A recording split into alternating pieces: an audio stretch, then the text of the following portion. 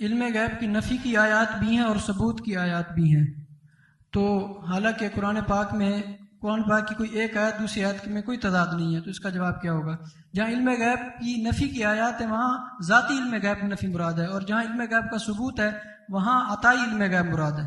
غیب کہتے ہیں جو میری نظر سے پوشیدہ ہے وہ غائب ہے. جنت، دوزخ، برزخ، نکیرین کے سوالات کے جوابات، یہ سب غیب ہیں. انہیں میں جانتا ہوں، میرے نبی نے بتایا. میرے ظرف کے مطابق رسول اللہ صلی اللہ تعالی علیہ وسلم کو کتنا علم دیا گیا وہ ان کے ظرف کے مطابق.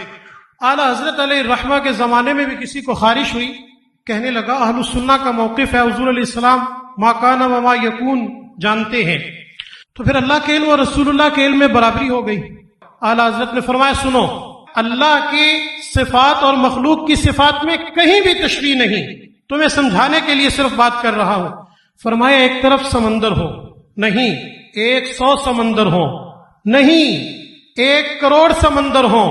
فرمایا نہیں، کروڑ ہا کروڑ سمندر ہو. فرمایا دوسری طرف ایک قطرہ لیا جائے، قطرے کے کروڑوں حصے کیے جائیں، اس قطرے کے کروڑویں حصے کو کروڑ ہا کروڑ سمندر سے نسبت ہے. اللہ کے علم اور رسول اللہ کے علم میں یہ نسبت بھی نہیں ہے.